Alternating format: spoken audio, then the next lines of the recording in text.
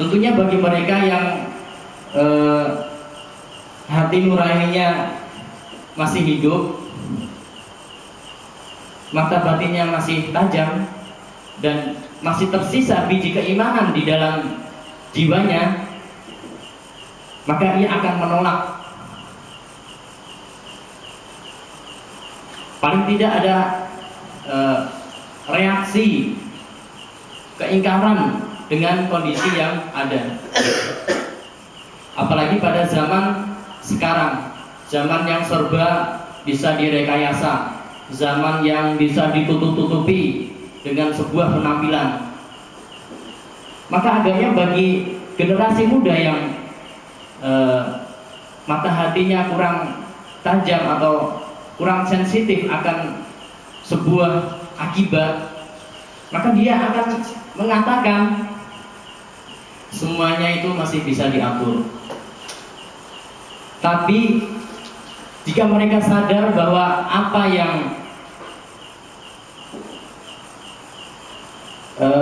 maka sesungguhnya jika mereka sadar penolakan terhadap salah satu dari beribu jalan kemaksiatan itu adalah sebagai investasi terbesarnya di sisi Allah Subhanahu wa taala.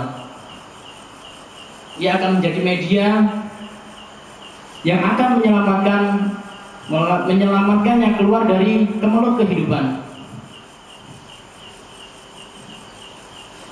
yang barangkali saat itu tidak ada yang menolongnya kecuali Allah Subhanahu wa taala. Bahkan sampai yang dikasihi, yang dulunya disayangi, membiarkannya terbenam dalam kesedihan. Ingat kisah tentang yang diriwayatkan oleh Abdullah bin Umar Al-Khattab radhiyallahu anhu tentang 3 orang yang terperangkap dalam gua. Salah satu dari mereka bertawasul kepada Allah Subhanahu wa taala tentang amalnya, tentang salah satu amalnya.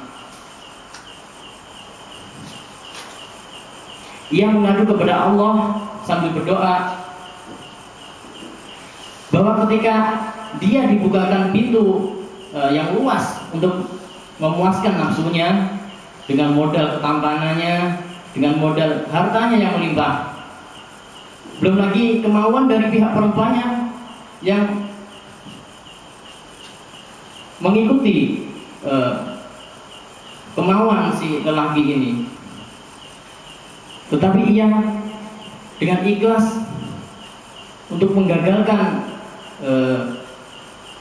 keinginan nafsunya itu, karena mendengar panggilan Allah Subhanahu wa taala, karena di dalam jiwanya masih ada sebiji keimanan. Lalu dia menyambut panggilan iman itu dengan mengharap ridho Allah Subhanahu wa taala.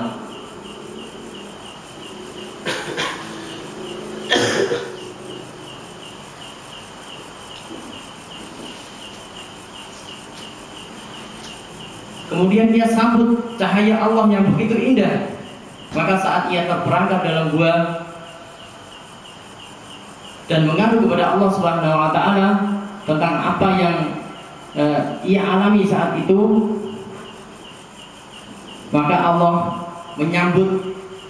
menyambutnya dengan mengabulkan permintaannya dan terbebaslah ia dari penderitaannya. Hadis ini diriwayatkan oleh Bukhari dan Muslim. Ini adalah kegembiraan yang dihasilkan dari buah keimanan dari seorang hamba, apalagi pada saat kita kesulitan dan tidak ada yang bisa menolong kita kecuali Allah Subhanahu wa taala. Subhanallah. Kita semua yakin bahwa tidak ada seorang pun di dunia ini yang terbebas dari masalah dalam kehidupannya. Maka ada saat-saat Allah menghendaki kita agar kita mempunyai kesempatan untuk merenung, mengintrospeksi diri kita, berhenti dari aktivitas dan rutinitas kehidupan kita yang barangkali kita tidak tahu apakah itu awal dari kematian kita atau hanya istirahat sejenak yang Allah anugerahkan kepada kita. Misalnya ketika kita mendapatkan nikmat sakit, siapakah sebenarnya kunci dari kesembuhan itu? Dia adalah Allah Subhanahu wa taala. Wa idza maritu fahuwa yashfin. Dan apabila aku sakit, maka dialah yang menyembuhkan aku.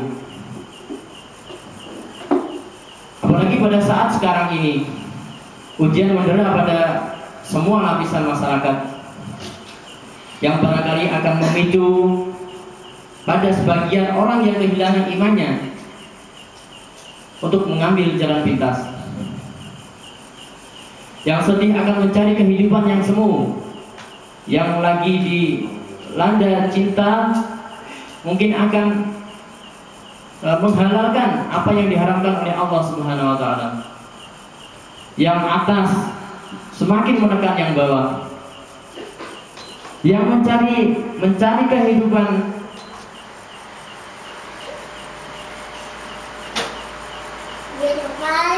apalagi yang menanti-nanti nasibnya untuk mendapatkan mata pencaharian.